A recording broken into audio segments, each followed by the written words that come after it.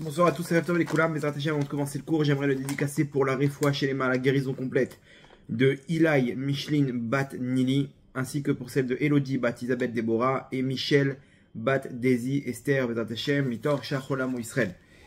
Le cours de ce soir, avant de commencer, juste une petite annonce, une dernière annonce avant qu'on commence. La semaine prochaine, dimanche prochain, 20h30 heure israélienne, commence Bezatachem la formation Tarat Mishpacha sur la pureté familiale que ma femme va donner. Moi, je donne un cours à la fin.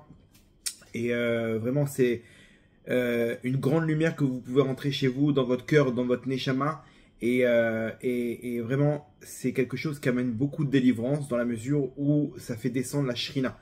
Il y a beaucoup de problèmes de shalom bayit parce que c'est de couple à cause de ces halachot qui sont pas respectés. Les enfants qui sortent de ça, ils ont des problèmes spirituels et automatiquement des problèmes dans tous les sens. Et de prendre sur nous, rien que d'étudier et d'appliquer, même ne serait-ce qu'un peu, ça peut faire descendre beaucoup de lumière. Vraiment, je vous encourage. Il y a une série de témoignages de femmes qui ont participé les 2-3 dernières fois, de témoignages qui ont vu de grandes délivrances, qui ont vu des changements dans leur vie. Et je vous invite à y participer. Pour ça, c'est très simple. C'est vous rentrez en contact sur le mail taharamishpacha@gmail.com. Ce mail sera affiché dans les descriptions de ce cours, ok? Mais je vous l'épelle pour celui qui veut le mail. Tahara, T-A-H-A-R-A, Mishpacha, M-I-S-H-P-A-H-A, @gmail.com. Ok? Donc il sera là-bas dans la description du cours. Je vous encourage et je vous invite, mesdames, à y participer. Ça peut vraiment amener beaucoup de grandes choses. Et pour celles qui connaissent déjà, de se rafraîchir la mémoire, c'est une bonne ambiance, une fois par semaine, c'est rien du tout, c'est une petite heure par semaine, et des petites histoires, la pensée juive sur toutes ces halachot. Vraiment, je vous y invite, ou à diffuser si vous connaissez des gens qui seraient intéressés. Le cours de ce soir, Parashat Lech Lecha, un message très grand. Vraiment, j'aurais espéré recevoir un message comme ça m'aurait beaucoup aidé à l'époque, quand j'ai commencé ma teshuva et que j'ai commencé à me rapprocher d'Hachem. J'aurais aimé recevoir ce message-là, ok, un message que chacun d'entre nous a besoin par rapport aux épreuves de la vie. Aux épreuves de la vie, vous allez voir, il y a une règle qui peut nous changer beaucoup de choses. Beaucoup de choses, vraiment, déjà dans la compréhension.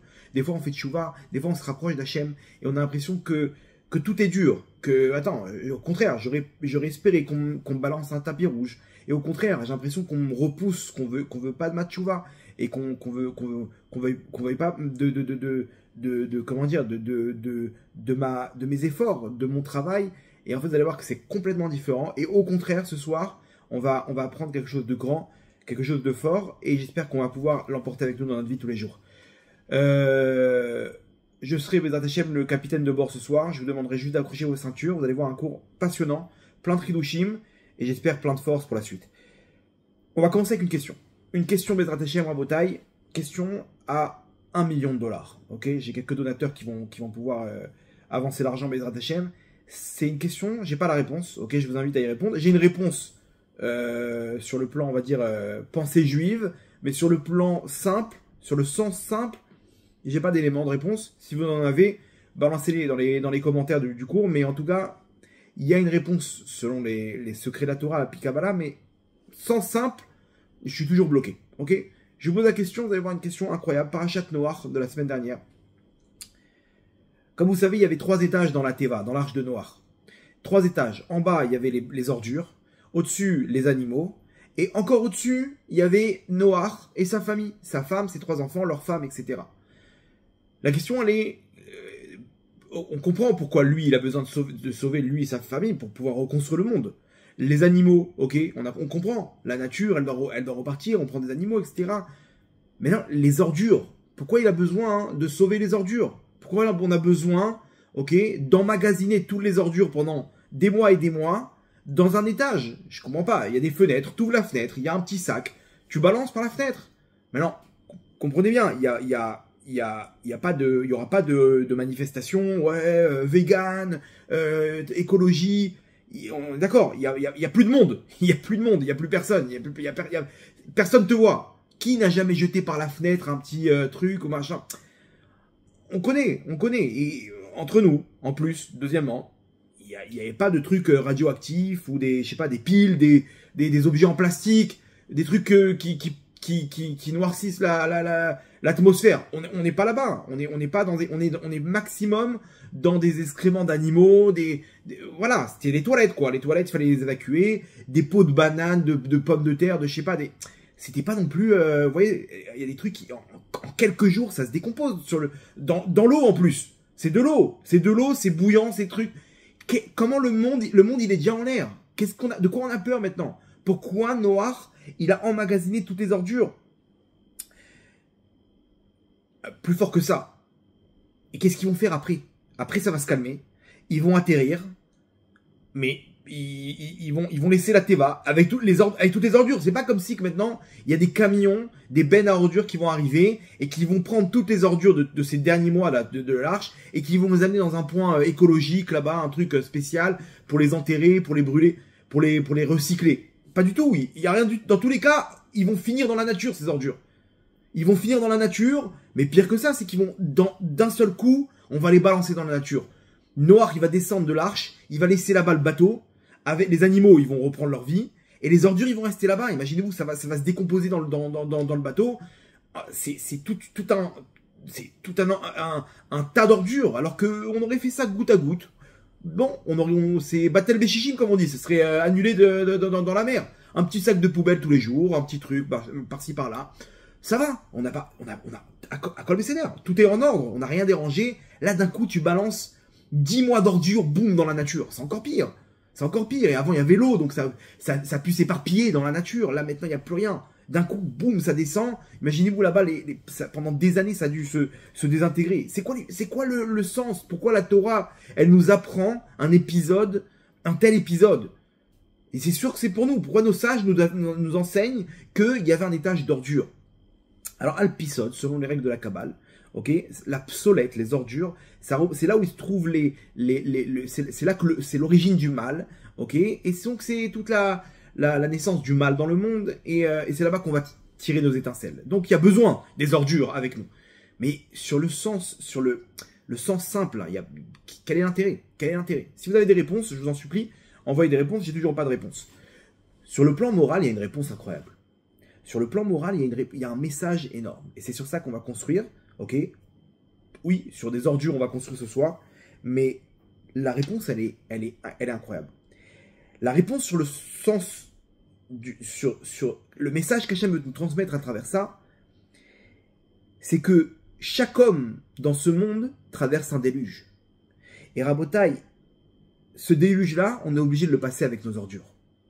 C'est une règle dans ce monde que pour arriver à traverser ce monde-là, on est obligé de les traverser avec ces ordures. Pourquoi? Parce que c'est ces ordures-là qui sont en fait les épreuves de ma vie. La difficulté où chacun il a son sac d'ordures. Chacun dans sa vie, il a son étage où il emmagasine là-bas toutes les ordures de sa vie. Ok? Les problèmes qu'il a eu dans son enfance, les problèmes avec sa femme, les problèmes de santé, les problèmes de stress et des traumatismes qu'il a eu et les problèmes au travail. Tout ça, c'est tout ce qu'il a, tous les obstacles de sa vie qui va considérer ça comme des ordures. Ça sent pas bon, ça me prend la place et c'est pas plaisant. On va dire que c'est des ordures. Et chacun à Bota, il a ses nissionotes, il a ses épreuves de la vie, il a ses ordures, mais il faut savoir une chose, le message, il est incroyable. C'est grâce à ces ordures que tu vas devenir le potentiel, que tu vas pouvoir matérialiser le potentiel qui est en toi. C'est grâce aux ordures d'Abraham qu'il est devenu Abraham et qu'il a pu construire le Ham Israël. C'est grâce à Esav que Yaakov, il est devenu Yaakov. C'est grâce à Lavan que Yaakov, il est devenu Israël. C'est grâce à comment dire, chaque épreuve, Rabotai, elle nous a construit. C'est grâce à Paro qu'on est devenu le Ham Israël. Et c'est grâce aux épreuves qu'on a réussi à se construire pour pouvoir faire descendre la lumière.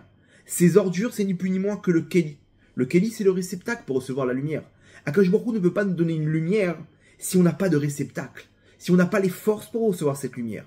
Tous ceux qui sont devenus comment dire, qui sont arrivés au sommet dans ce monde-là, c'est des gens qui se sont battus. Il n'y a pas de chinam, il n'y a pas de choses gratuites dans la vie, où le mec, il est né, c'est devenu une star, etc. chaque personne dans ce monde, pour arriver là où il est arrivé, il s'est faillité. Et ceux qui reçoivent d'un coup une grande lumière, c'est une question de temps avant que la chute soit très grande. On a vu des stars comme ça, du jour au lendemain, il est passé star, il a fini en overdose. C'est trop pour lui. C'est trop, d'un coup, il était là, tranquille, dans sa petite vie. Et d'un coup, les gens, ils commencent à le poursuivre dans la rue, des autographes, des photos, des machins. Ces gens-là, ils ne peuvent plus après redescendre dans la vie de tous les jours. Ils peuvent plus. Ils ont goûté à une atmosphère où ils sont au centre du monde, où tout le monde crie, tout le monde pleure pour eux, tout le monde. Et d'un coup, ils retournent dans leur vie de tous les jours. Ils ont plus de retour. Ils ont plus. Ces gens-là, ils finissent dans la drogue. Ils finissent dans des suicides parce que c'est terrible. Le manque à remplir, il est tellement grand qu'il y a plus rien au monde qui peut me remplir. Il y a eu trop de lumière. Ça s'appelle Jvirat Kelim, Rabotai. Trop de lumière dans un petit Kelim. Des fois, pour nous renforcer, on a des épreuves. Ces épreuves, entre parenthèses, ce sont nos fautes, ok? Elles ne viennent pas comme ça gratuitement. Hachem, il n'est pas avec un bâton, il envoie au hasard des coups. Non, ces épreuves-là, elles sont le fruit d'une réparation de nos fautes, du passé ou d'anciens Gilgoulim, mais c'est elles qui arrivent à construire l'homme, à construire notre personnalité, à se former, à tailler ce diamant qui est notre Neshama. C'est grâce à cette lumière, à ce Kéli. Ce Kéli qu'on a construit grâce aux épreuves, c'est grâce aux ordures. C'est que comme ça que tu peux passer le Maboul. Le Maboul, le déluge, c'est qu'avec des ordures que tu peux le traverser. Et une fois que tu traverses, tu peux arriver sur la terre ferme. Tu peux arriver en Eretz. Tu peux descendre du bateau. Là, ça y est, t'as construit. Tu peux recevoir la lumière. C'est terminé. Il n'y a plus de déluge. Tu peux maintenant construire. Tu peux construire ce monde-là. Tu peux construire ton monde. Et ces épreuves-là, elles nous construisent notre Kéli. Et aujourd'hui, c'est ça le problème. Aujourd'hui, certaines personnes, ils posent la question, ils disent, mais pourquoi je ne peux pas recevoir la lumière? On pense être prêt. On dit, voilà, c'est bon, j'ai compris. Je veux être Moshe Rabbeinu. Je veux être le Rambam. Je veux être Rachel Imenu, Kvodarav. Ça y est, j'ai compris. Si on lui fait descendre cette lumière, il va passer à côté. Akadosh Baruch Hu, il sait très bien, s'il n'envoie pas cette lumière. Je parle avec des gens c'est comme des fusées. Ils disent, mais je veux décoller, Kvodarav, je n'arrive pas. Je sens une force à l'intérieur de moi. J'ai envie de faire des projets. J'ai envie d'avancer. J'ai envie de changer le monde. Et pourtant, encore les mêmes épreuves. Encore les mêmes épisodes qui nous collent au sol.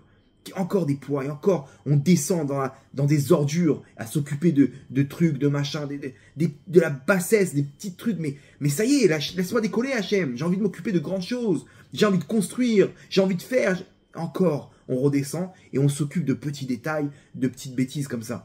Comment ça se fait? Rabotai, la réponse elle est simple, c'est qu'on n'a pas encore le Kéli.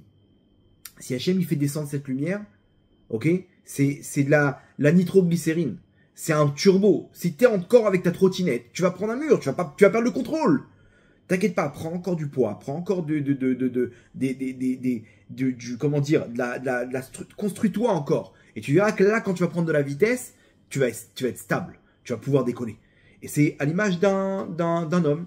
Je vais vous faire un petit exemple, comme ça j'ai vu ce Shabbat dans une histoire, mais je vais la prendre, la fin de l'histoire, on va la prendre différemment. L'histoire d'un homme qui a envie d'un café, il en peut plus, il arrive là-bas, il y a une coupure de courant, il n'y a plus d'eau chaude au travail, il descend, ok, le magasin, il voit une queue de folie, machin, il voit une machine à café. Il dit, waouh, mon rêve, il attend son petit cappuccino, avec une touche de lait comme ça, mousse, il voit le truc, déjà la photo, il est en train de baver le mec. Il vient, il sort 2 €.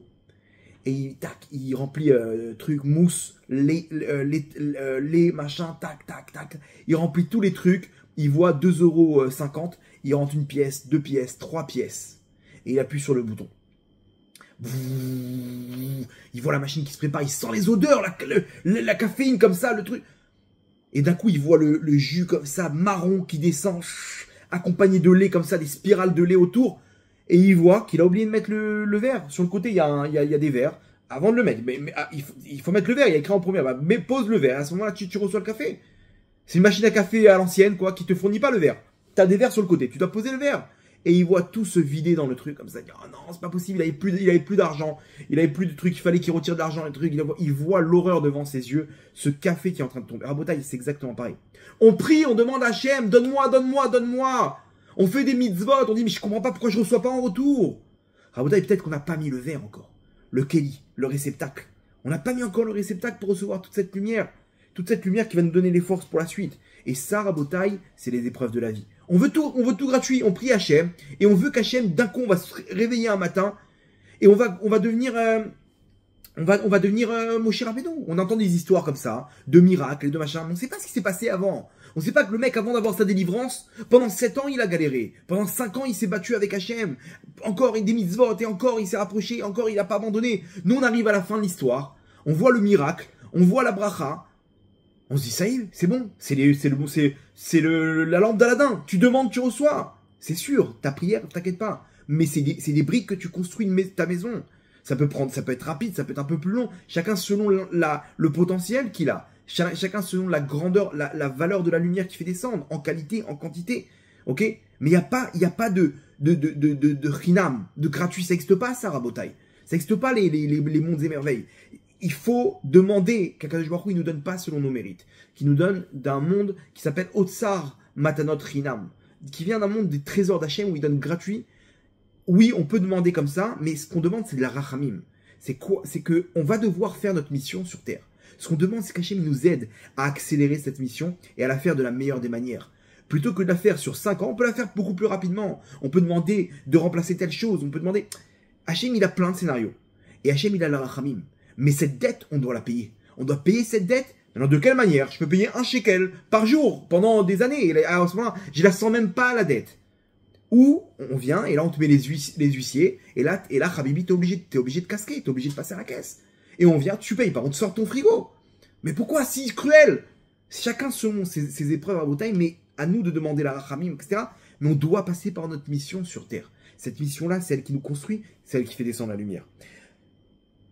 Donc,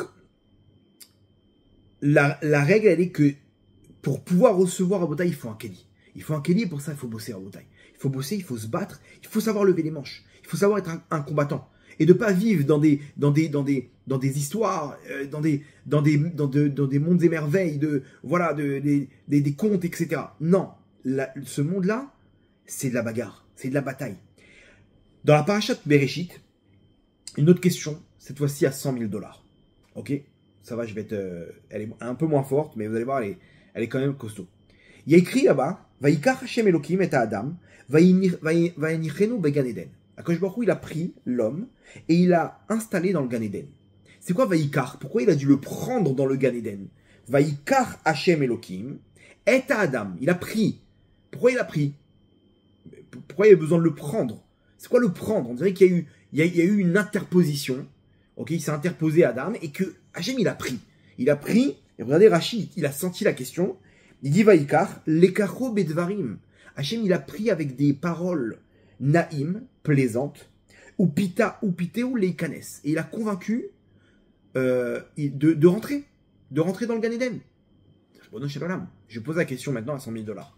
Depuis quand on est obligé de convaincre quelqu'un de rentrer au Gan Eden? C'est une blague. Le Gan Eden, c'est le plaisir absolu, ok, que tous les plaisirs de ce monde-là, depuis la création du monde jusqu'à la fin des temps, ok, ils ne pourront même pas se rapprocher du plaisir de passer à côté du Gan Eden. Tu passes Koratroar, tu passes à côté du Gan Eden. Wow, c'est quoi ce bienfait-là? C'est quoi ce bonheur que je ressens, un bien-être? On n'est même pas dans le Gan Eden. Ce bien-être-là, Rabotaï, il est supérieur à tous les plaisirs de toutes les personnes de ce monde, depuis la création du monde jusqu'à la fin des temps. Donc le Gan Eden, imaginez-vous Rabotaï, c'est Adam Arishon. Hachem, il lui dit, regarde, le Gan Eden, il est pour toi.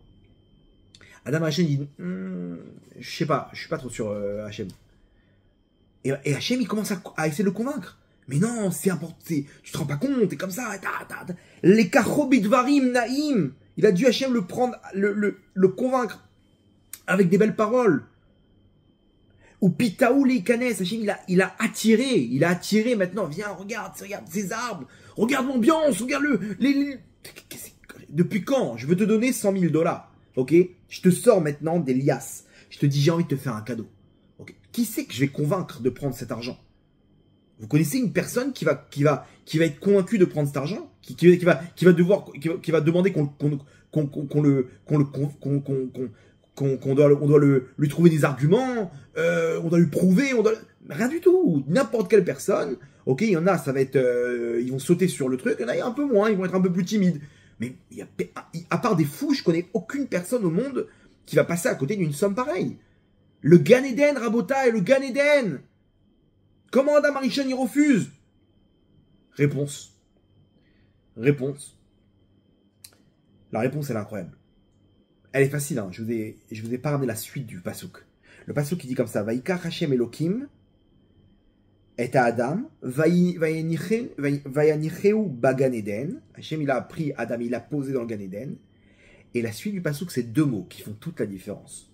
Il a mis dans le Gan Eden les Ovda ou les Shomra, pour le travailler et pour le garder.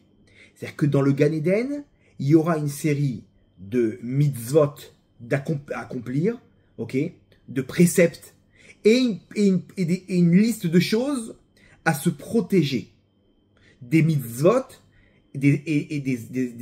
comment dire, des préceptes et des lavim, des interdits. C'est exactement ça qu'il ne voulait pas entendre Adam Rishon. Hachem, il lui annonce, il va falloir bosser pour pouvoir mériter ce Gan Eden. Les Ovda, faut travailler, faut lever les manches. J'ai du travail pour toi, Adam Rishon, j'ai du travail. Les Ovda ou les Shomra, attention, il y a des choses que tu dois t'écarter. Ne touche pas à cet arbre, ne touche pas à ce fruit. Il y a une liste de choses à accomplir maintenant. Adam Rishon, il dit non, j'ai pas les forces. Il était pas super convaincu. J'ai pas envie. Mais attends, mais on parle du Gan Eden. Hachem, il a dû convaincre. C'est le monde futur, c'est l'éternité. Tu vas être à côté de moi. Bon, d'accord. Ok, c'est bon, je prends le truc. Rabotai, chaque personne au monde, on lui pose la même question. Il n'a pas envie de venir dans ce monde-là. Mais attends, Hachem, tu rigoles quoi? Si je me rate, et s'il me manque ma liste perso, Rabbi Chaim Vital, son maître, le Harizal, lui a dit, t'as 8 mitzvot pour lesquels t'es venu. Tu dois faire toutes les mitzvot. Mais sur ces 8-là, si tu les fais pas, tu te fais éclater. C'est là-bas qu'on va mettre l'accent, et c'est là-bas que tu vas pouvoir retirer toute la lumière sur ta neshama. Il lui a donné une liste de mitzvot. Les autres, bon, tu vas réparer en 2 secondes. Le mec, il s'est raté en Shabbat. Dans la semaine, il va avoir un petit truc à droite, à gauche. C'est du rapide. Il y en a, on va pas le lâcher. 8 mitzvot, il avait. Et on le lâchait pas sur ça. Sur ça, c'était un bras de fer. Attends, et si je me rate, Hachem, je reviens encore dans ce monde-là. T'es marrant, le Gan Eden, c'est super, mais j'ai peur. Tu me demandes une chose, j'ai pas envie de remettre tout ça en jeu. Je suis bien, j'ai ma petite place maintenant. J'ai pas envie de me mouiller, j'ai pas envie de me jeter dans l'eau. Et si je me rate, et si je tombe, il y aura des trucs, des goyotes, et des machins, et si je tombe, Hachem, Ribono Shalom, je vais tomber, je vais perdre cette place que j'ai à tes côtés. Mais Hachem dit, non, mais tu te rends pas compte. Tu vas revenir, mais tu vas revenir avec ta lumière à toi. Allez, va, fonce, mon fils. Rabotai, c'est exactement la règle dans ce monde-là. Le Gan Eden sur terre, il existe. Mais pour ça, les Ovda ou les Shomra. Il n'y a pas, c'est le klal, Rabotai. Pour arriver à toute chose grande à laquelle on veut arriver, il faut se taper. Il n'y a pas de gratuit dans ce monde. Tout, ça n'existe pas, Rabotai. Pour devenir médecin, vous voyez, les étudiants, ils ne vivent plus pendant 7-8 ans. Alors, les 2 premières années, la première année, le mec, on l'entend plus. Il a disparu, il a pris un grenier là-bas en plein cœur de Paris. Et vas-y, tac, truc, et machin, ils révisent. Je sais pas comment ils font, ces gens-là. Et ils apprennent par cœur, et trucs, et machin. Et ils arrivent même pas, ils refont une 2e année. Je me rappelle, moi, j'avais fait mon alia après le bac. Alors, les 3/4 de ma classe, ils sont partis en médecine. Ok, j'ai fait un bac S. Donc, c'est les 3/4, ils allaient en médecine. Les mecs, ils ont disparu de la circulation. On les a revus en vacances l'année d'après. Moi, j'étais en Israël, plus de contact.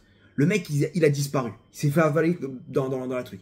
Ils ont tous réussi, mais aujourd'hui, tu vois la réussite. Attends, mais j'ai trimé, moi j'ai bossé, tu rigoles ou quoi? Je me levais à telle heure, je dormais pas, et tac, j'avais plus de vie. Quelqu'un qui veut devenir pilote d'avion de chasse. Ok? Mais c'est des années c'est interminable. Et toute personne qui a réussi, il va vous dire, mais tu rigoles. Toi, tu vois la réussite maintenant, tu vois l'entreprise qui cartonne, mais tu sais pas comment je me suis battu Avec mes mains, avec mes 10 doigts. Je me suis battu, je me levais à 4 heures du matin. J'allais faire les marchés, j'allais faire les trucs, et j'allais de porte à porte. Et il te raconte son histoire, le mec. Il a trimé, il a sorti ses entrailles. C'est comme ça, la nature, à Botaï. C'est comme ça. Il n'y a pas de secret. Il n'y a pas de secret. Et le problème, c'est que nous, on vit avec des Walt Disney. On vit avec des séries télé où tout est facile. Le mec, il est devenu, success story. On nous montre là-bas la fin du truc. On nous montre pas toutes les galères. On nous montre pas toutes les crises. Toutes les crises où le mec, il est en train de pleurer tout seul dans sa chambre. Nous, on voit que la fin et on se dit, ça y est, c'est facile. Mais venez, on met les choses dans l'ordre. Pour arriver à décrocher une grande lumière, faut placer un Kelly. Et ce Kelly, c'est ses épreuves. C'est notre mission sur Terre, en fait. C'est pas des épreuves stables. Il n'y a pas de hasard. C'est notre mission sur Terre. Tu le fais, tu reçois. Les Ovda ou les Shamra, Rabotai. Les Ovda ou les Shamra. C'est notre zével. C'est nos ordures. C'est avec ça qu'on traverse le monde. Et c'est marrant parce que les ordures, c'est elles-mêmes qui font pousser c'est des engrais. Comment expliquer que la chose la plus basse dans le cycle de la vie, ok, vous voyez, par exemple, un animal, il va manger, des herbes, et lui-même, il va digérer tout ça, hein, et ce qui va sortir, donc les excréments, ils vont donc on se dit, ça y est, il faut se débarrasser maintenant, ça c'est la fin, tout le cycle de la vie, ok, avec l'atmosphère et les machins, tout ça, ça arrive à la fin que, ok, cette herbe-là, elle a poussé, la photosynthèse, le soleil, ok. L'herbe, elle s'est retrouvée digérée, et voilà, maintenant, on a terminé le truc. Fin des courses, voilà les ordures, c'est bon. Non, on te dit, tu sais quoi? Ces ordures-là, elles peuvent servir à faire pousser, comme c'est des engrais, qui peuvent te faire pousser et relancer tout le cycle de la vie. Attends, c'est bizarre. En fait, il y a pas de fin. On s'est dit que c'est une échelle où à la fin, tu as le dernier truc. Non, même ça relance toute l'histoire. Dans la nature, Hachem, il a fait ça pour nous montrer que quand tu crois que ça y est, t'es dans les ordures, en fait, c'est ça qui te donne la possibilité de grandir, de pousser. C'est une règle dans la nature et chacun à Botaï, il a son sac d'ordures. Chacun il a son sac d'ordures et il y a un dicton qui dit, que tout le monde connaît, que l'herbe du voisin est toujours plus verte. Ok, j'ai pas le terme exact et tout ça, je l'ai en hébreu là qui me montre, mais bon, vous voyez ce que je veux dire. L'histoire, elle est simple. Ça n'existe pas. C'est quoi l'herbe? L'herbe, elle est plus verte. Parce que, ou c'est de l'herbe synthétique, c'est-à-dire c'est du mytho, c'est des réseaux sociaux, et t'as l'impression que tout est bien dans sa vie, parce que lui-même, il choisit ses images. Il va te montrer dans les 3 semaines de vacances qu'il a passées à New York, il va te montrer que les bons côtés. Tu vas avoir des sourires, tu vas avoir des fous rires, tu vas avoir des restos, tu vois. Je sais pas qu'à un moment, hein, le mec, pendant 3 jours, il s'est massacré avec sa femme parce qu'elle était jeune et machin, et trucs, et des histoires. C'est là, t'as vu que les bons côtés. Donc là, tu te dis, waouh, mais c'est du synthétique, Rabotaille, c'est du synthétique. Ça n'existe pas une vie toute verte. Ça n'existe pas.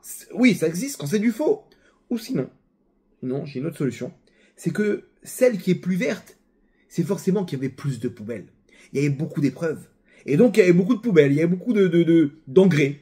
Et donc, l'herbe, c'est pas la même que toi. Parce que là-bas, il s'est fighté, le mec. Elle s'est fightée, elle s'est battue. Encore de la tsniout, encore un petit millimètre de Gdoucha.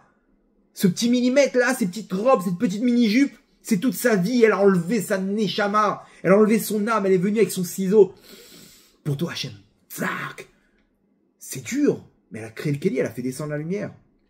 Elle était avec son sac, elle s'est fait humilier par ses copines, par ses parents, par ses beaux-parents. Et elle s'est battue encore et encore et encore. C'est normal. C'est comme ça que ça marche en Botaï. Comment s'étonner que ces gens-là, ils ont réussi? C'est normal. Ils sont battus. Ils se sont battus. Avram Avinu, dans la paracha de cette semaine, 10 épreuves interminables. Ribono Shalom, laisse-le, tu sais très bien qu'il va réussir. Non, mais vous n'avez pas compris. Tout ce qu'il fait, il le fait pour l'éternité. Hachem, il a rien oublié. Même ce qu'il a fait en plus, là-bas, il n'était pas obligé de faire du bien. Il était au troisième jour de la Brit Mila. Il dit Hachem, non, je t'en supplie, ne me laisse pas comme ça. Je veux bosser. Les gens qui bossent, ils peuvent plus s'arrêter. Ils ont besoin de bouger. C'est des hommes d'action. Ils ont créé ça. C'est pas inné chez nous. De nature, on est fainéant. De nature, on a envie de dormir, manger, de jouer, de se détendre, de rien faire. Mais des gens qui sont dans une ambiance de travail, ça y est, ils peuvent plus s'arrêter. Ils peuvent plus de rien faire. Ils commencent à se ronger les ongles si jamais ils sont en train de... Abraham Avinu, pareil. Il peut plus. Hachem, ça y est, je peux plus. J'ai besoin d'avancer. Envoie-moi des invités. Envoie-moi des gens, des trucs. Mais attends, mais t'es malade, là. Tu peux pas, 3e jour. Je t'en supplie, Hachem, je sais pas quoi faire, là, je vais casser un mur.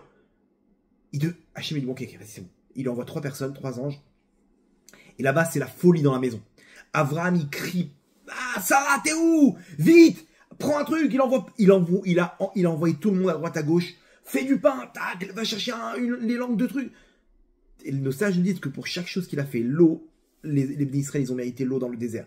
Pour les langues de trucs, là-bas, tac, la manne, les machins, le pain, chaque chose, il n'y a pas. Tout ce que tu fais pour Hachem, tu reçois. Donc Hachem, il nous pousse à se battre parce que chaque effort à Botaï, il est inscrit. Et chaque effort, Hachem, il nous donne dans ce monde-là et dans le monde futur. Il n'y a pas d'erreur. Mais c'est notre mission sur Terre. Cet effort-là, il n'y a que notre Neshama qui peut le faire. Et plus c'est dur, plus la lumière est grande. Lot, nos sages nous disent, par rapport à quel mérite il a pu être sauvé de Sodome. Je veux dire quoi? Attends, il a accueilli les anges. Il a accueilli les anges envers et contre tous. C'était une loi là-bas. T'as pas le droit d'avoir des invités. T'as pas le droit de faire de la charité, de la tzedaka. Ça n'existe pas à Sodome. C'est des lois cruelles qu'il y avait là-bas. Lot, en cachette, hors la loi, il fait rentrer 3 invités. Il leur donne à manger, tac, tac, tac. C'est les 3 anges.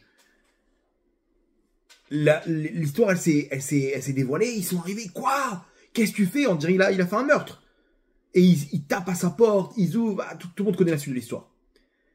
Non, on va se dire quoi? Bah c'est voilà, regarde, il s'est battu pour faire du chesed. C'est normal qu'il mérite d'être sauvé. Pas du tout, pas du tout, pas du tout. Aucun rapport, aucun rapport. Quoi? Mais c'est petit ce qu'il a fait, il s'est battu. C'était inné chez lui. Il a grandi chez Abraham Avinu, il a vu ça du matin au soir. C'était pas un effort insurmontable pour lui. C'est quelque chose de sympathique, machin. Mais c'est inné chez lui. Il a ça qui coule dans ses veines. Il a grandi dans cette ambiance. Donc c'est normal. Par contre, Lot, il avait un très gros défaut. C'est qu'il aimait l'argent. Lot, il aimait les dollars. Il aimait la richesse. Il aimait l'abondance. Il avait besoin de ça. Il avait besoin. Il y a des gens, ils ne peuvent pas vivre comme ça. Et le problème, c'est qu'Abraham Avinu, il était imposant. Il avait beaucoup de biens, beaucoup de bétail, beaucoup de... Comment il avait besoin de ça? Et à la fin, quand ils sont arrivés chez Paro, il a eu une opportunité qui était très très dure pour lui. C'est que Abraham, il dit à tout le monde, il dit comme ça, il dit ok, regardez, là c'est très dangereux. Sarah, t'es très belle. Et ces gens-là, ils aiment les femmes. Donc, qu'est-ce qu'ils vont faire? Ils sont capables de tout pour me liquider et récupérer la veuve. Elle est toute seule, viens, on va te proposer le roi d'Égypte. Ok? Tout simple. On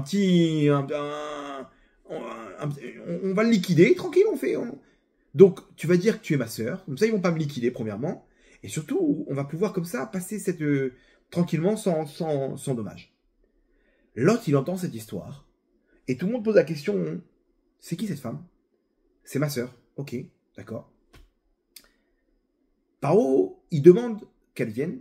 Il est tombé amoureux. Oh, bah, il veut se marier avec elle. Abraham, qu'est-ce qu'il fait? Il dit, bon, écoute, Hachem et Hazor, t'inquiète pas. Hachem nous a promis une descendance à Kol Yebeseder. Et confiance, Matsadika, t'inquiète pas. Sarah, elle part pleine de confiance. Elle arrive là-bas. Et Lot, maintenant, il a une idée qui lui vient en tête. Une idée cruelle. Si je vais voir Paro et je balance mon oncle Abraham, et je dis, attends, oh, 2 secondes. C'est son mari. C'est son mari. D'accord? Je t'en supplie, c'est son mari. Donc ils vont tuer Abraham. Ils vont récupérer sa femme. Ok? Et moi, ils vont faire de moi une star. Pourquoi? Parce que c'est grâce à moi qu'il a récupéré cette femme. Et en même temps, j'ai plus de problème de concurrence avec Abraham. Tout rentre dans l'ordre. J'ai juste un mot à dire à Paro. C'est sa femme. Point. Un mot. Là, non. Il vient, il fait des honneurs à Abraham pour qu'il puisse parler à sa sœur. Genre, Rabotaï, Lot, il s'est mordu les lèvres. Il a dit, je peux pas. Je peux pas faire ça. Et il n'a pas balancé Abraham. Il n'a pas balancé Abraham et nos sages nous disent c'est grâce à ça qu'il a été sauvé. C'est grâce à ça qu'il a été sauvé, parce qu'il n'a pas balancé Avram à Paro. C'était hyper dur pour lui, Rabotaï. Il y a des choses qui sont très dures pour nous. Il y en a un, c'est se lever le matin. Il y en a une, c'est la tsniout. Chacun son... Il y a des choses qui sont faciles. C'est pas là-bas que ça marche. C'est pas là-bas. Les gens, ils s'enorgueillissent de leur réussite. Genre, le mec, il se lève... il y a des gens, de nature, ils se lèvent très tôt. De nature, le mec, il vient... Je sais pas, il y a des au niveau... je sais pas, il y a des enzymes, des neurones, des machins, des trucs... Qui en 2 secondes, le cerveau, il est mis en place. Il y en a, ils n'ont pas ces trucs-là. Ça prend plus de temps. Donc, ils ont du mal à se lever, ils ont du mal à décoller. Et il y en a en 2 secondes, le mec, tac, 6 h du matin, il est debout. 5 h du matin, il est là avec ses télim. Ok, d'accord, tac, les enfants, allez, on truc, tout est prêt, tout est en place. Et comment tu fais? Il y en a 8 heures, il galère une demi-heure pour se lever. Et là-bas, il a un œil au beurre noir, il a du mal à... Comment ça marche? Lui, c'est sa mission sur Terre. C'est là-bas qu'il a toute la lumière. Lui, il va au net, en plus, il est en train de charrier tout le monde. Hey, t'étais où ce matin? Oh, allez, faut se lever là. Viens, on va te voir toi avec ta femme, les difficultés que t'as. C'est là-bas que ça marche. Donc nous, qu'est-ce qu'on fait? Les choses faciles, on les met sur le devant de la scène.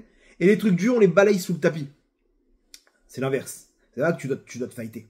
C'est là que t'as le plus de lumière. Bien sûr, dans tous les domaines, mais c'est là-bas que ça marche. C'est là-bas que tu vas recevoir toute la lumière. Et Akadosh Baruch Hu, il va rien oublier. Rabbi Nachman, il ramène que l'arme d'une personne, c'est sa prière. L'arme d'une personne, c'est sa prière, c'est sa tfila. Et il ne faut pas qu'il abandonne parce que chaque tfila, chaque acte qu'il fait pour se rapprocher d'Hachem, ils font descendre une brique.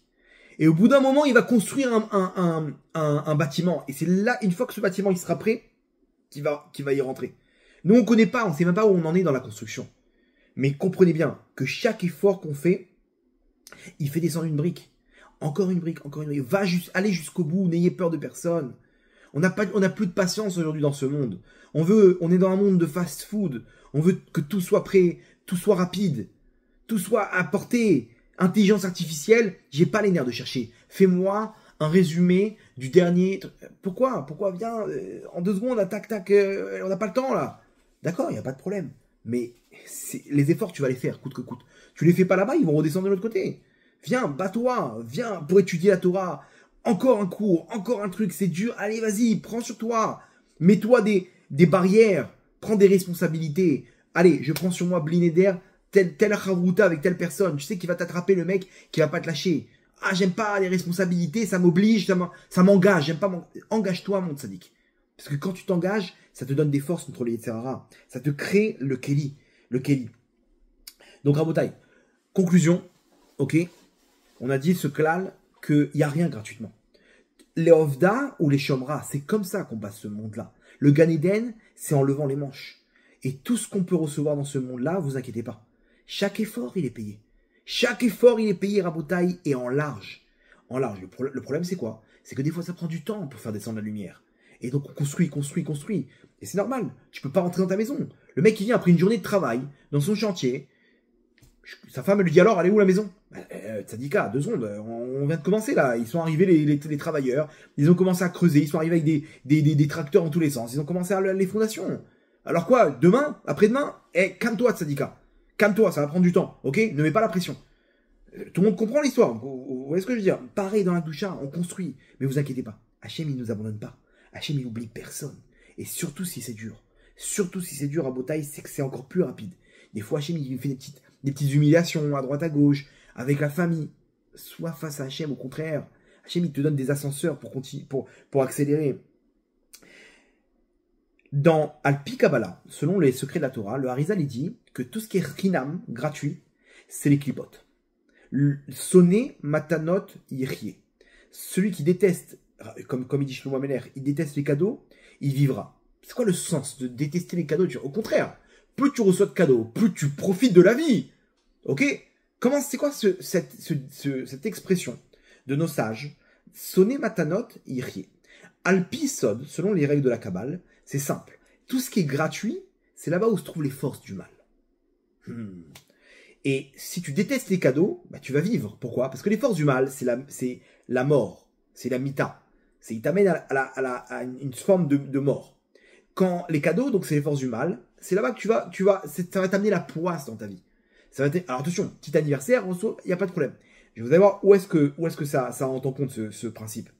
Le problème, c'est quand tu reçois gratuitement, eh ben, c'est la mort. Parce que on a compris aujourd'hui que le Gan Eden, l'éternité, la vie à l'éternité, c'est le travail. C'est que tu as fait un effort. Il y a eu une action où tu t'as donné une partie de toi.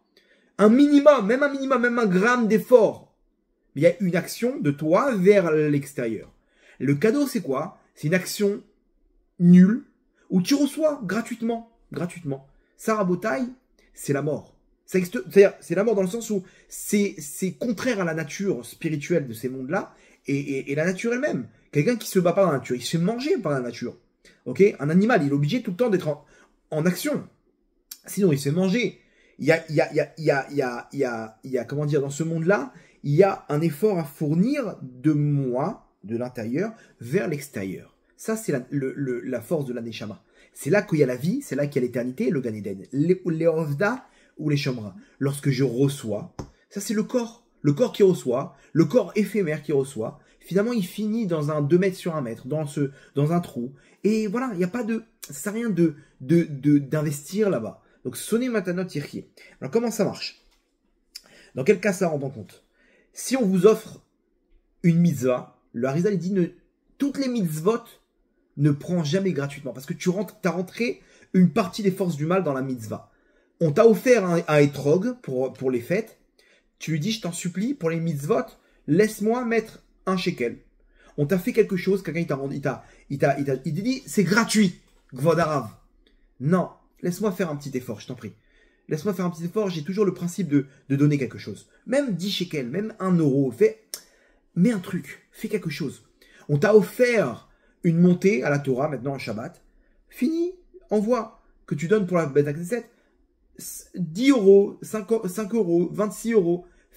Ne prends pas gratuitement, parce que là, il y a les forces du mal. C'est un principe dans les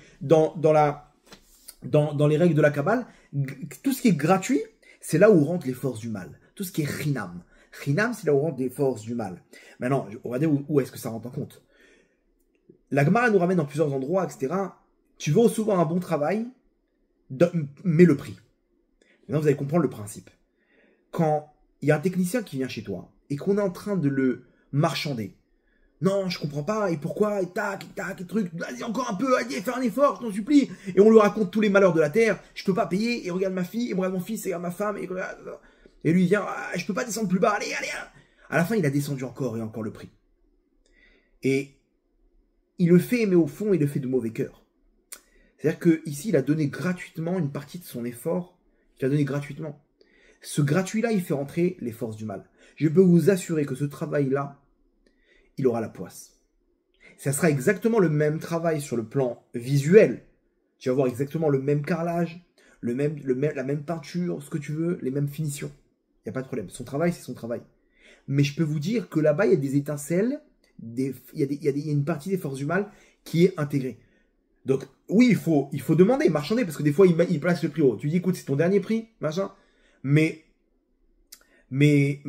ça y est, lâche-le. Lâche-le, n'aie pas peur. Tu vas payer un peu plus, mais tu vas avoir un vrai travail. Moi, jamais je marchande. Et encore moins dans les mitzvot. Le Harizal, quand il achetait là-bas un truc, il disait au marchand, réfléchis bien à ton prix. Ok? Parce que je vais pas marchander. Donne-moi ton dernier prix que tu peux. Et fixe-moi ce prix-là, parce que c'est le prix que je vais te donner. Le mec, il réfléchit. Allez, 600 shekels. D'accord? Il sortait l'argent. Tac, tiens, prends. Alors, il aurait pu négocier encore, gagner 50 shekels, mais il aurait rentré la poisse dans la mitzvah. Il a rentré les forces du mal. Donnez, soyez large, Rabotaille, parce que quand on donne, on se fait un cadeau à nous-mêmes. Pas de cadeau. Quelqu'un, il t'a rendu service. Ok? Moi, ça m'arrive souvent, les gens, par rapport au cours et machin, ils se sentent redevables. Voilà, non, ça me fait plaisir, machin, tac. Je sais très bien que je peux pas rentrer en négociation. J'essaye. Je t'en prie, quand même, tac. Et ça, je leur dis, c'est important pour moi. Maintenant, vous savez, là, si vous savez que ne me refusez pas. Au moins un minimum, mais derrière, je vois que c'est pas possible. Dans ma tête, c'est noté. C'est inscrit, gravé. Cette personne-là, je suis redevable. C'est pas gratuit. Ce qu'il m'a fait, j'espère un jour lui rendre. Et je lui dis, je t'en supplie, ne m'oublie pas. Un jour, tu as besoin de moi. Donc, quoi que ce soit, fais appel à moi. Si je peux t'aider, ce serait avec grand plaisir. Et je suis là, un petit truc, une petite pensée. Généralement, hop, vous avez besoin, tac, tac, un petit truc. Les gens, des fois, ils font des dons, des machins. J'envoie un petit mail tout de suite. Merci beaucoup, machin. Est-ce que je peux vous rentrer dans le prochain cours, faire une dédicace, un truc? C'est normal. C'est une règle qui est de base, Rabotai. Quand déjà, c'est ce qu'on appelle la reconnaissance, mais en plus, c'est le secret de la réussite. Sois réglo, sois droit. Il y a pas, tu viens, tu donnes de toi-même. Tu fais rentrer ta lumière. Quand tu reçois, tu fais rentrer les lumières de tout le monde et ta lumière n'existe pas. Donc tu peux pas grandir. Tu peux pas arriver à recevoir ta bracha parce que t'es pas impliqué dans tout ça. T'as rien fait. T'as attendu qu'on fasse pour toi. Et ces gens-là, ils souffrent. Les gens qui reçoivent gratuitement de l'État, des aides à droite, à gauche, machin. Une fois, hein, je vous ai déjà raconté cette histoire. Une fois, c'était quand l'Iran, ils avaient attaqué. En pleine nuit comme ça, tac, ils ont envoyé des missiles balistiques dans tous les sens.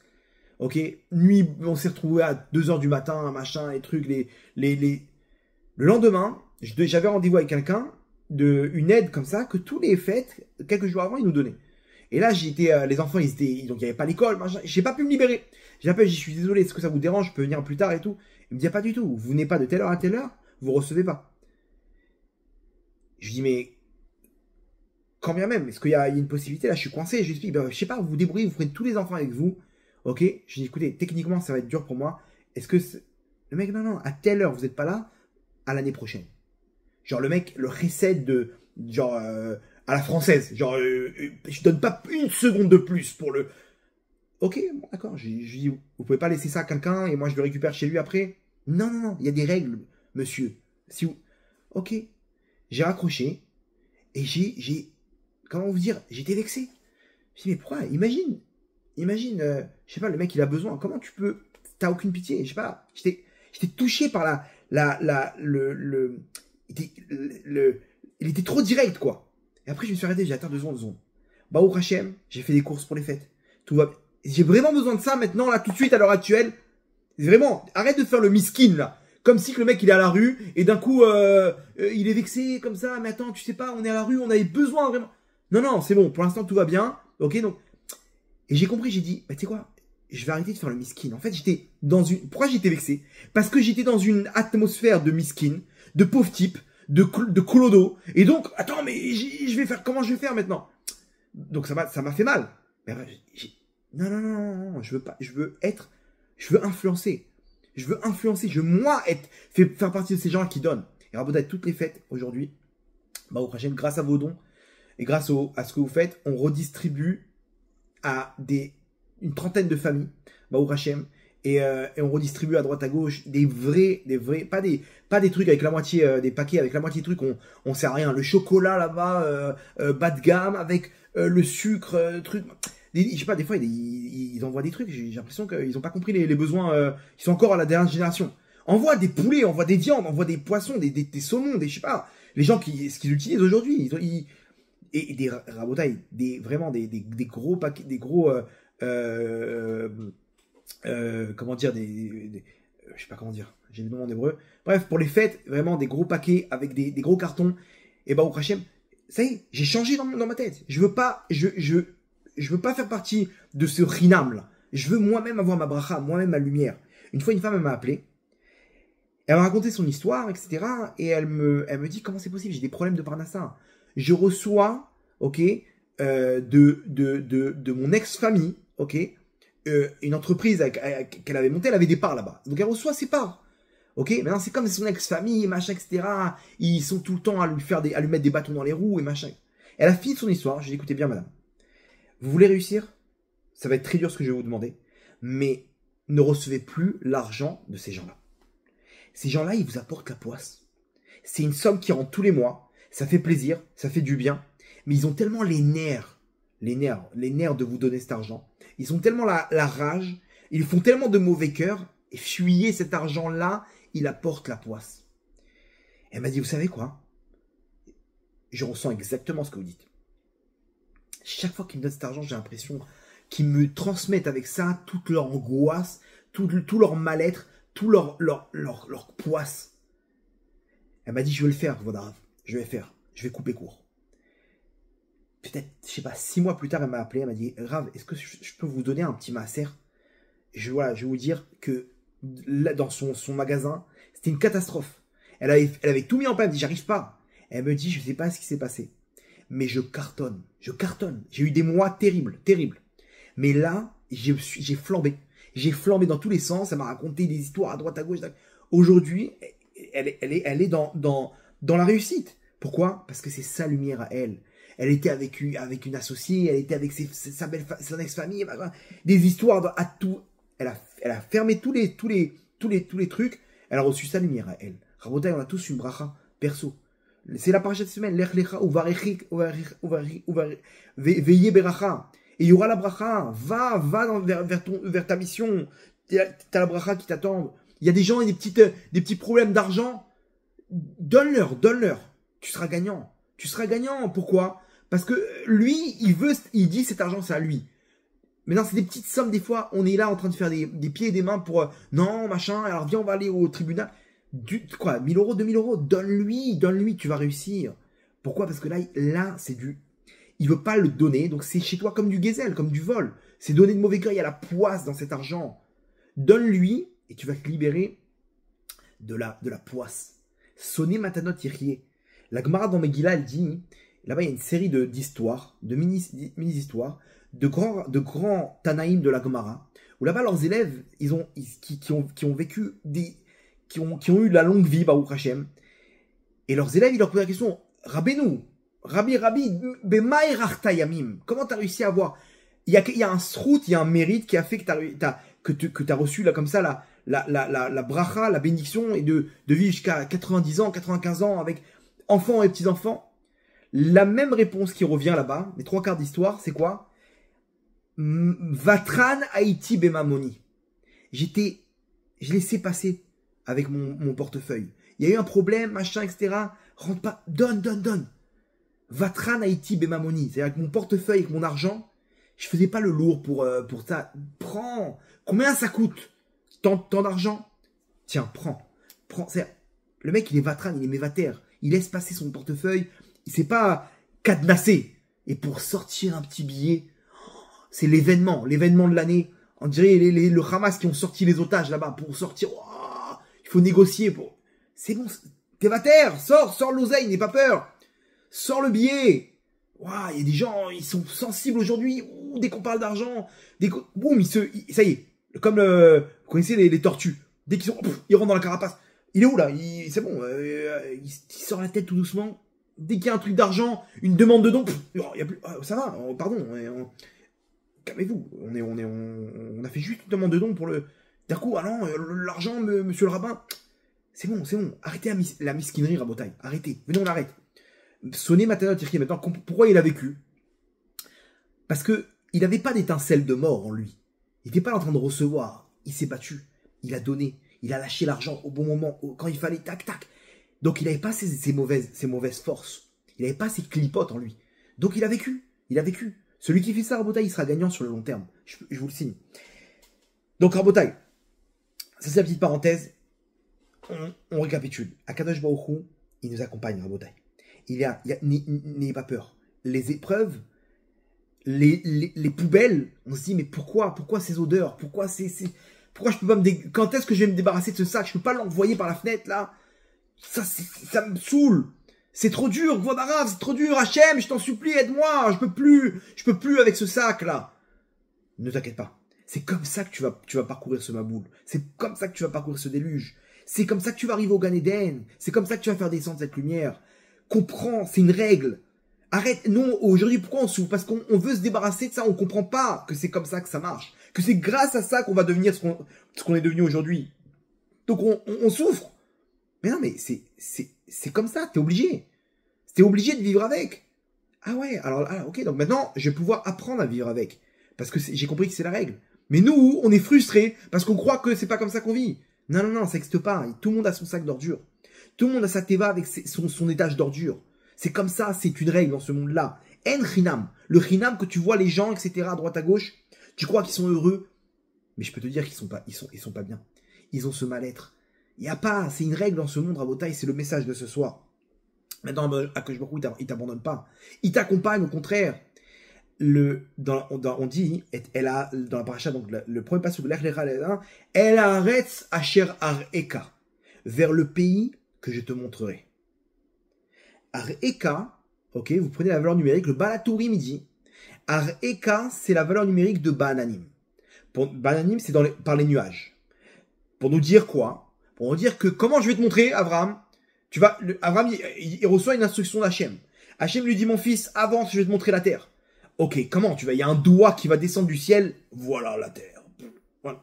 Comment ça marche? Le Balatourim nous dit, c'est la même valeur numérique que Bananim, pour te dire, par les nuages. Par les nuages, à un moment, Abraham, il va marcher, et quand il va arriver en Israël, d'un coup, il va voir les nuages, comme ça, l'accompagner, colonne de nuit, comme les Bnei Israël. Ok, on est arrivé. On est arrivé à la destination. Très bien, c'est ça, c'est la terre d'Israël. Super, merci Hachem. Merci pour le petit signe. Ça, c'est l'explication du Balatourim. Il y a une autre explication encore plus forte, Rabotai. Encore plus profonde, on va dire, sur le plan, par rapport au cours de ce soir. C'est quoi, Asher Areka, que je te montrerai? Bananim, c'est la même valeur numérique que dans les nuages, par les nuages. Pour dire quoi? C'est Bananim, quand t'es dans les nuages. Quand tu vois plus rien. Il y a le brouillard devant toi, t'es en train de conduire, Hachem. Qu'est-ce que je fais? C'est noir. Je suis dans l'obscurité. Tout est obscur. Trop d'épreuves. Justement, Bananim, Hachem Areka. Hachem va te montrer. Ne crois pas qu'Hachem il t'a abandonné. C'est justement dans les nuages qu'Hachem il est là, il t'accompagne, qui te montre. C'est là-bas qu'Hachem il est. Même dans les nuages. À Filoubé Astara, chez Betor Astara, dans les ténèbres, dans le fin fond des ténèbres. Même là-bas, Kadosh Baruch Hu, il va te montrer le chemin. Même là-bas, il t'accompagne. Là-bas aussi, la Shrina, elle est au-dessus de ta tête et elle t'accompagne. Il y a marqué où Moshe Nigash el Arafel. Quand il est monté là-bas chercher faire descendre la Torah, il y avait de la fumée, des brouillards. Où Moshe Nigash el Arafel. Et Moshe, il s'est présenté dans le brouillard. Il est rentré dans le brouillard. On voit Moshe comme ça, tous les Bnei Israël, et d'un coup, il rentre dans le brouillard. Nigash el Arafel, Asher Shama Elokim. Où là-bas se trouve Hachem. Hachem, il se trouve où? Dans le Arafel, dans le brouillard. C'est là-bas que tu vas le trouver. C'est dans les épreuves que tu vas trouver la lumière. C'est là-bas que ça marche. C'est le klal, c'est la règle le message du cours de ce soir à Botaï. Quand tout est rose, tout est beau. Justement, là-bas, c'est le brouillard. Là-bas, les gens, ils ont un mal-être. Là-bas, les gens, ils se tirent une balle dans la tête. J'en ai marre de ma life. Mais qu'est-ce que t'as? T'as une femme, t'as des enfants, t'as une maison, t'as une voiture, t'as une deuxième maison à Deauville, t'as des vacances, t'as un job de fou, t'as de l'oseille dans ton compte en banque. Qu'est-ce que tu veux, Ribono Shalom, qu'est-ce que tu veux? Et le mec, il se met à pleurer. J'en ai marre de ma vie. Je veux qu'Hachem me prenne de ce monde. Mais qu'est-ce que tu veux? Rabotaï, quand il n'y a pas d'épreuve, c'est qu'il n'y a pas Hachem. Quand il n'y a pas de Ananim, c'est qu'il n'y a pas de Har-Eka. C'est là-bas qu'au contraire, tout est en l'air. Il faut se poser des questions. Quoi, tout est rose? C'est peut-être qu'Hachem, il me donne mon Gan Eden dans ce monde-là. Il me paye mes mitzvot dans ce monde-là. C'est bizarre, non? Tout est... Si, en plus, il n'y a pas de Léovda ou les Chomra. Il n'y a pas de mec qui bosse pas. C'est bizarre. Moi, je fais ce que je veux dans ce monde-là et je réussis. Je vais j'ai toutes les femmes de la terre. Je fais pas Shabbat. Je m'habille comme je veux. Je fais ce que je veux. Bah, qu'est-ce que tu veux? À quoi ça sert? Pourquoi je vais faire tchouva? Pose-toi des questions. Pose-toi des questions parce que c'est une question de temps. Tu vas y arriver là-bas dans ce brouillard. Mais au contraire, c'est quand Hachem, quand ça bouge dans ta vie, que Hachem, il est avec toi. Que la Shrina, elle t'accompagne. C'est comme ça que ça marche, Rabotaï. C'est la règle de ce monde-là. C'est la règle sur le plan naturel et sur le plan spirituel. C'est comme ça que ça marche. La nature, elle est cruelle. Si on ne bouge pas, on n'a rien. Tu travailles pas la terre, tu vas rien recevoir d'ailleurs. C'est comme ça que ça marche. Aujourd'hui, tu as oublié. Alors oui, le Yetzer Hara, il a placé toute une série de fast-food, d'intelligence artificielle où on fait le moins possible. Mais ça, on doit l'utiliser pour faire le maximum pour Hachem. Arrête de te prendre la tête avec ta machine à laver, là. C'est bon, vas-y. Mets un programme, là, tout de suite. Le truc avec ton téléphone, tac, t'envoies. Pour que tu puisses te libérer pour faire tes mitzvot. Pas pour que tu deviennes une feignasse. Pas pour que ça fasse de toi tu deviens t'es en train d'héberger maintenant, le mec, on l'entend plus. C'est devenu un geek avec son casque, là, dans son ordinateur, avec son agenda, là-bas, et son coca. Viens, bouge-toi, mon sadique. Bouge-toi, Matsadika. Et c'est comme ça que ça marche, Rabotai. Il faut se fighter. C'est comme ça que ça marche dans ce monde-là. Et vous inquiétez pas. Ne croyez pas qu'on va devoir retourner le monde, faire des choses. Non, non. Rentre, Hachem t'accompagne. Rentre, Nigash, va Moshe, Nigash et la Raphaël. Il s'est juste présenté là-bas dans le brouillard. Il s'est juste présenté. Alors attention, on ne demande pas ni des épreuves, ni leur salaire. Mais maintenant qu'on y est, lève tes manches. Allez, bats-toi. Arrête de subir les épreuves. Prends le taureau par les cornes. Il y a une épreuve, tu es en train de prendre des coups de corne dans tous les sens. Je suis en bas, mais viens, bats-toi, allez, vas-y. Allez, j'enlève la veste là, on se fight maintenant, d'accord? Il est où le taureau? Ah, bats-toi! Prends le taureau par les cornes. Moshe Nigash à la Raphaël. Et sachez que la suite, c'est quoi? Asher Shama Elohim. Là-bas se trouve Hachem, t'inquiète pas. C'est là-bas que tu vas trouver la lumière. Rabbi Meir Shapira, il dit un chidouche énorme. Il écrit dans la paracha de cette semaine, il écrit quand Avram il reçoit la bracha là-bas avec juste après la bride Ben Abetarim, avec la guerre avec les rois, etc. Il reçoit l'alliance avec Hachem. Et il se dit, mais comment je vais faire? J'ai pas de descendance. J'ai pas de descendance. Et il y a marqué là-bas, Vayotse Oto Achutza. Hachem lui dit, viens dehors, sors. Vayomer Abetna Shamaima. Regarde le ciel. Hachem lui dit, regarde le ciel, mon fils. Uspor Akochavim. Et compte les étoiles. Imtucha l'Ispor. Si tu peux les compter. Imtucha l'Ispor Otam. Vayomer lo. Et il lui dit, Koyezarecha. Comme ça sera ta descendance. Donc nous on comprend c'est quoi le sens du pasouk. C'est quoi le sens du pasouk? C'est Abraham il est pas bien, il se dit mais quoi, mais j'ai même pas de descendance. Comment je vais faire Hachem? Tu me donnes des brachot, et comme ça, et le truc, mais j'ai personne. Hachem dit non, t'inquiète pas. Sors dehors, ok? Tu vois toutes les étoiles là? C'est comme ça qu'elle sera ta descendance. Une multitude de descendants. Ok? Ça c'est le sens simple. Maintenant, Rabbi Meir Shapira il pose une question, il dit non, deux secondes. Il y a un épisode là, avant de lui dire ça, il y a un épisode. Il aurait pu lui dire ça, il aurait pu dire Abet na Hashamaima, tu sors, regarde les étoiles, comme ça elle sera ta descendance. Entre temps, qu'est-ce qu'il lui dit Hachem? Ou sport Akouchavim, compte les étoiles. Donc Hachem il lui donne un ordre de compter les étoiles. Donc imaginez-vous la scène. Abraham il sort dehors et Hachem lui dit tu vois mon fils, regarde, lève les yeux, ok? Tu vois les étoiles, maintenant imaginez-vous, en plein désert, le nombre d'étoiles. Il dit Uspor et Akochavim. Imtucha l'Isporotam, si tu peux les compter. Vas-y, commence, compte. Et Abraham, il vient 1, 2, 3, 4, 5, 6, 7, 8, 10, 11, 12, 13, 14, 15, 3245, 3246, 3246. Imagine, c'est le texte. Pourquoi Hachem lui dit sport ou sport et Akochavim? Imtucha l'Isporotam. Tu vas pouvoir les compter maintenant tous. Il y en a des milliards. Vas-y, compte. Imaginez-vous la scène, Abraham il a 3246 étoiles, et là Hachem il arrête. Alors je sais pas quand est-ce qu'il a arrêté Hachem, mais au bout d'un moment il a commencé à compter les étoiles. Il peut pas, il y a des milliards d'étoiles maintenant. Tu pourras pas les compter tous. Il commence à compter. Et là Hachem il dit stop. Vayomer lo koyezarecha. Comme ça sera ta descendance. Rabbi Meir Shapira il donne un chidouche énorme. Il dit à Hachem, tu vois là le nombre d'étoiles, tu dis quoi? Comment je vais faire pour compter tout ça? Tu peux pas. Commence à compter mon fils. Commence à compter, commence. 1, 2, 3, 4, stop. Et Hachem lui dit, comme ça, elle sera ta descendance. Ta descendance dans chaque effort qu'elle va devoir fournir. Elle va voir une multitude d'étoiles. Le Yetzirah, il va lui montrer, c'est impossible. Tu ne peux pas réussir, mon tzaddik. Tu ne peux pas réussir, ma tzadika. Commence le travail. Moshe Nigash, rentre dans le travail. Lève les manches, commence à travailler. Hachem lui dit, c'est ça le secret. Comme ça, elle devra faire ta descendance. Elle devra commencer le travail, commencer à compter. Et t'inquiète pas, au bout d'un moment, elle va réussir. Elle n'a pas besoin d'arriver au bout du compte, parce qu'elle ne pourra pas compter tout ça. Pas besoin d'arriver au bout, parce qu'au bout d'un moment, boum, ça va tomber. Le cadeau, il va tomber. La lumière, elle va arriver. Mais commence. Nous, on ne veut même pas commencer. Moi, j'arrive pas à étudier la Torah, mais jette-toi à l'eau. Commence, Dans un mois, on parle, d'accord? Prends sur toi un mois. Prends sur toi un petit peu. Moi, je peux pas la tsniout. T'as pris sur toi au moins une fois. Tu t'as commencé quelque chose, Matsadika? Non. Alors pourquoi? Commence. Après, on pose la question si tu peux pas. Après, on diminue. Après, on parle. Commence quelque chose. Commence les Ovda ou les Shomra. Comment tu veux que la lumière, elle descende, mon fils? Comment tu veux que la lumière, elle descende, Matsadika? Comment on fait maintenant? Vous comprenez? Commence à compter. Commence à compter. Ouais, mais c'est infini, c'est impossible pour moi. Ben oui, c'est impossible. Même pour Abraham, c'est impossible de compter tout. Mais commence.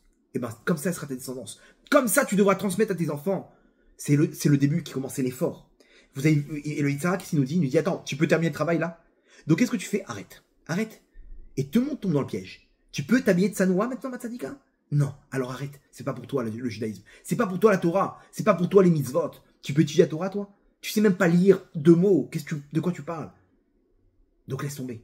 Est-ce que vous avez vu quelqu'un qui a monté une entreprise incroyable, qui cartonne, ok? Et que un jour, il y a un mec qui l'a arnaqué. Il a fait une commande, le mec il a fait une arnaque, il a perdu une somme. Ok? Est-ce que vous avez vu ce mec-là pendant 3 semaines ne plus revenir, ne plus sortir de sa chambre, déprimé, en train de pleurer dans la rue, ok?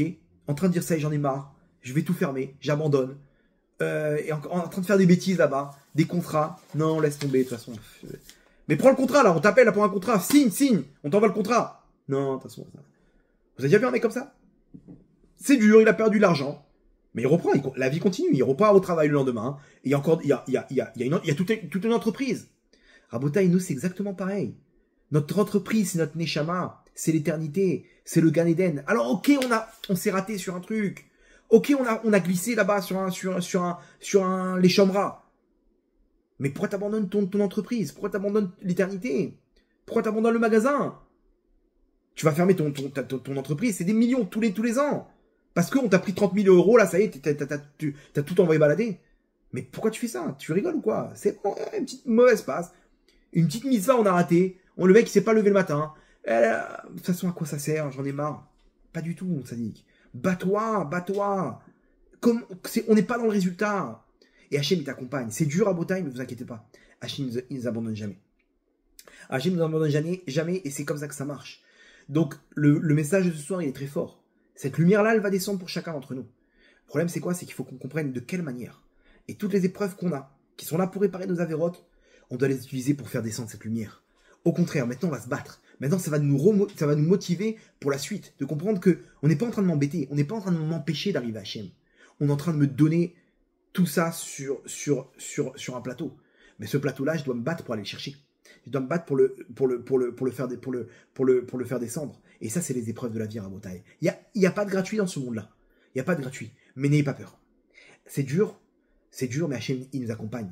Hachem dit, commence, fais un effort, t'inquiète pas. Tu n'auras pas besoin d'aller plus loin. Tu n'auras pas besoin. Juste c'est que le début qui est dur. Kol atralot kashot. C'est que là-bas que ça se passe. Ne t'inquiète pas, ça ne sera pas comme ça toute ta vie. Commence et après tu verras comment tu vas t'envoler. Tu verras comment toi aussi, tac, accrocher vos ceintures. Et c'est parti. Ok, donc c'est le secret du cours du message du cours de ce soir de la paracha. N'ayez pas peur à Boutaï. Hachem Reka. Là-bas, Hachem va nous montrer le chemin. Il va nous montrer la terre. Il va nous montrer la lumière. Ok, il y a des heures dures, mais c'est là-bas qu'on arrive à passer le déluge. Et c'est là-bas qu'on arrive au Gan Eden, Bezrat Hachem. On va terminer avec une petite histoire. Une histoire personnelle. Une histoire personnelle de la semaine dernière. Incroyable. Et si la personne ne m'avait pas demandé de la raconter, je sais pas si j'aurais raconté un jour, ok, mais faut pas qu'on croie que il y a eu quelque chose de miraculeux ou quoi que ce soit. Mais l'histoire, elle est, la semaine dernière, on a fait un cours pour pour un enfant, 4 ans, qui a reçu comme ça, il était avec ses parents et il était là-bas dans un truc d'équitation. Il a couru derrière un cheval pour prendre une balle ou je sais pas quoi. Le cheval, il a eu peur. Il a envoyé un coup de sabot. Je crois que c'était un âne. Et il a reçu un coup. Il est tombé. Il s'est pas réveillé. Un morceau de son crâne, il est rentré à l'intérieur du cerveau. Et les médecins, ils se sont dit qu'ils sont pas sûrs qu'il va se réveiller dans les prochaines 24 heures. Et s'il se réveille, on sait pas comment il va se réveiller. Il est dans le coma. Et j'ai un proche de ma famille, il m'appelle. Par hasard, j'ai un téléphone, on peut appeler de France, c'était un numéro français à la tête.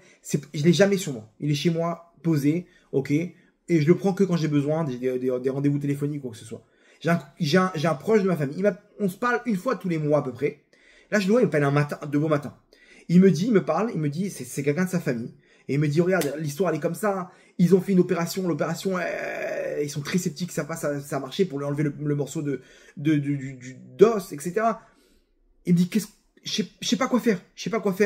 Cette personne-là, c'est sa famille à lui. Lui, il m'appelle, ok? Il me dit, qu'est-ce que tu me conseilles? J'ai dit, écoute, la vérité, Pidyan Nefesh, pour quelqu'un qui a un problème surtout de santé, le Pidyan Nefesh, c'est une grosse lumière. Il me dit, mais vers qui je peux me tourner pour un Pidyan Nefesh? Moi, ces derniers jours, j'ai arrêté les Pidyan Nefesh, j'ai mis en parenthèse ma carrière de Pidyan Nefesh. C'est beaucoup de lumière, mais c'est beaucoup de problèmes aussi. Bref, je lui dis, il m'a dit, j'ai parlé avec tel rave, il m'a dit, il faut faire le Pidyan Nefesh, du rachach, ok, avec les 160 pièces d'argent, on tombe pas sur des rigolos, machin. J'ai dit, écoute, moi je le fais, moi, le Pidyan Nefesh comme ça, les 160 pièces d'argent, etc. Bon, je me suis dit, quoi, viens, mets tes sentiments de côté, ok, vas-y, laisse-moi lui faire, donne-moi son nom, je prends le nom, ok. Aaron Yitzhak Ben Léa Shani, ok, ceux qui veulent continuer les prières, Bezrat Hashem. J'ai dit, ok, je le fais tout de suite. Ok, je te tiens au courant. Dis-lui à lui de faire un don, parce que le Pidyan Nefesh, il tient sur la Tzedaka. Dis-lui de faire un don où il veut, mais qu'il le fasse maintenant. Comme ça, il a sur quoi se reposer le Pidyan Nefesh. Je fais le Pidyan Nefesh. Et bien sûr, on prie, j'allume une petite bougie. On finit. Je lève les yeux vers le ciel et je dis, Hachem, Ribono Shel Olam, donne-nous, il y a sûrement quelque chose pour aider cette personne. Donne-nous une mitzvah, un truc. Qu'est-ce qu'il doit faire? Comment on peut sauver cet enfant-là? Il y avait le Likutei Moharan à côté de moi. J'ouvre le Likutei Moharan au hasard. Et je vois là-bas Dame Nida. Dame Nida, j'ai peut-être là-bas, ils doivent se renforcer dans les règles de pureté familiale ou quoi que ce soit. J'ai dit, ça tombe bien. Ma femme, elle organise une formation de pureté familiale avec des gens qui ont vu des miracles incroyables. Des gens vraiment. Une femme, elle avait une maladie. La maladie, elle a disparu. Des femmes qui n'arrivaient pas à tomber enceintes. Elles ont appris ces halachot-là, ok? Au moins, je sais pas, 4-5 femmes, elles sont tombées enceintes. Des femmes qui, pendant des mois, n'arrivent pas à tomber enceinte. Et des histoires incroyables. Je lui dis, ok, j'appelle mon cousin, je dis, écoute, ne trouve pas ça bizarre, ok, mais dis-lui, ok, donc, on l'a fait payer un effet, dis-lui qu'il prenne sur lui Taharat HaMishpacha, la pureté familiale. C'est-à-dire que, je sais pas où il en est, je sais pas si oui, non, machin, etc. Mais là, c'est logique que, comment dire, l'enfant, ok, d'où il vient? Il vient de quelque chose, des halachot de pureté familiale. Si jamais il y a quelque chose qui n'était pas à sa place dans l'histoire, et généralement, surtout chez nous les Français, on ne connaît pas ces règles-là, et on croit, la fille elle va au mikvé, elle croit qu'elle... J'ai dit donc peut-être que c'est là-bas, et que maintenant on demande une dette, par rapport à cet enfant. Il me dit ok, je transmets le message. J'ai pas de nouvelles, ok. 3 jours après, il m'envoie un mail et il me dit voilà, je te donne les trucs. Ok, les médecins ils sont hyper sceptiques, machin, etc. Je leur ai transmis le message. Est-ce que tu peux m'envoyer la brochure de la formation de ta femme? Va savoir, peut-être que ça a marché. Ok, je lui dis écoute, c'est quoi le cours de ce soir? Je vais lui faire pour lui. Dis-lui qu'il garde la Emouna. On a fait le cours, ok, pour lui. Et une femme elle m'envoie par mail que juste après le cours, elle me dit Baruch Hashem, le petit il s'est réveillé. Rappelez-vous, il était dans le coma. Elle me dit le petit il s'est réveillé. Ok, donc Baruch Hashem. Bon, je sais très bien que c'est grâce au cours, ok, parce que le cours, Rabotai, c'est des cours de Géoula. La lumière qui descend, c'est la Géoula. Quand tu participes au cours, tu as cette lumière de Géoula qui arrive, ok. Donc, petit secret Rabotai, les cours de Géoula, ça a une grosse influence, entre parenthèses. Bref, non, mis à part ça. Bon, j'étais content, machin, etc., mais j'avais pas de nouvelles. Je sais pas ce qui se passe, qu'est-ce qu'ils pensent les médecins, etc. Je me suis dit, je vais prendre des nouvelles plus tard. Vendredi, le père de l'enfant, il m'appelle. Il me dit, voilà, je m'appelle comme ça, et comme ça, j'ai vu la vidéo, j'ai vu le cours, et il m'a transmis ton message. Je regarde, alors je veux que tu saches exactement ce qui s'est passé après cette histoire. Avec ma femme, on se disait, qu'est-ce qu'on peut prendre? On avait compris que là, Hachem, il attendait de nous un acte. Hachem, il attendait de nous un travail à fournir. Qu'est-ce qu'on fait? Il y a tellement de choses à faire dans la Torah, truc. On savait pas quoi faire. Où est-ce qu'il fallait se renforcer ou pas? Et il me dit, et il m'envoie le message de ta part. Regarde, Taharat HaMishpacha, pureté familiale, comme ça et comme ça. Il m'a dit, on s'est retrouvé avec ma femme devant le petit qui était allongé dans le coma. Il m'a dit, écoute bien. Juste avant ça, les médecins, c'était pas sceptique, c'est-à-dire ils faisaient des IRM sur IRM, rien. Ils disent, on peut pas vous dire si est-ce qu'il va se réveiller, de quelle manière, machin, etc. Que des mauvaises nouvelles sur mauvaises nouvelles. Il m'a dit, on s'est retrouvé avec ma femme, on s'est regardé, on a pris sur nous, devant le petit. On a dit Hachem, on prend sur nous, Bezrat Hachem, d'étudier ces règles-là et de les appliquer, les règles de pureté familiale, les règles de Taharat HaMishpacha. Il m'a dit, depuis le moment où on a pris sur nous, il m'a dit, alors moi, il m'a dit quand même, moi je suis tunisien, je suis pas trop j'étais pas trop pratiquant, mais je suis surtout à la française, quoi. Il n'y a pas de miracle. Il n'y a pas les miracles, machin. C'est, comment dire, c'est terre à terre. J'étais très terre à terre. Il m'a dit, je sais pas comment t'expliquer, mais à partir de là, miracle sur miracle. D'un coup, une radio, les trucs ils sont évaporés. D'un truc comme ça, le médecin il revient avec un grand sourire, dit c'est bon, il y aura pas apparemment ça va se remettre en place. C'est bon comme ça et comme ça. Et d'un coup, que des bonnes nouvelles, bonnes nouvelles, bonnes nouvelles. Et qu'à la fin, il m'a dit, le petit il se réveille d'un coup.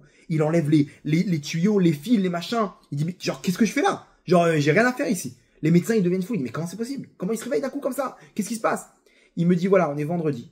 Cette histoire, elle était dimanche, je crois. Il me dit, aujourd'hui, les médecins, ils nous disent, Bezrat Hashem, apparemment, là, on ne sait pas comment ça s'est remis en place, mais apparemment, cette histoire, elle va être derrière nous. Et il y aura juste une petite opération pour mettre une petite prothèse à la place du truc, mais apparemment, tout a l'air de rentrer dans l'ordre. Tout a l'air de rentrer dans l'ordre. Il me dit, voilà, juste, je voulais t'appeler pour te dire, donne cette information aux gens. Donne cette information aux gens de la grandeur d'Hachem. J'ai vu des histoires et j'attends que tout ça se termine pour vous raconter en détail, mais c'était des miracles sur miracles sur miracles. Moi, je lui dis, toi, raconte cette histoire pour dire aux gens la grandeur d'Hachem, mais surtout la grandeur d'une personne que quand elle prend sur elle quelque chose et quand elle décide de transformer son épreuve en tremplin, alors voilà ce qui se passe, elle rencontre Hachem.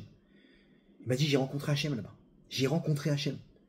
Donc, Rabotai, cette histoire-là, c'est l'histoire de chacun d'entre nous. On est là en train de subir les épreuves, mais lève-toi, lève les yeux vers le ciel et dis Hachem, je suis prêt à bosser, je suis prêt à réparer, je suis prêt à avancer. Qu'est-ce qu'il faut que je fasse? Prends le taureau par les cornes, transforme tout cette poubelle en tremplin. Transforme toutes ces épreuves en Gan Eden. C'est ce qu'Hachem il attend de nous, Rabotai, c'est le message du cours de ce soir. Donc, le Ham Israël, il vit des épreuves terribles. Sur le plan individuel et sur le plan collectif, le 7 octobre, les machins. Mais je peux vous affirmer, Rabotai, que tout ça, ce n'est que le Kéli, le réceptacle de la grande lumière de la Géoula qu'on attend avec impatience. Amen, amen.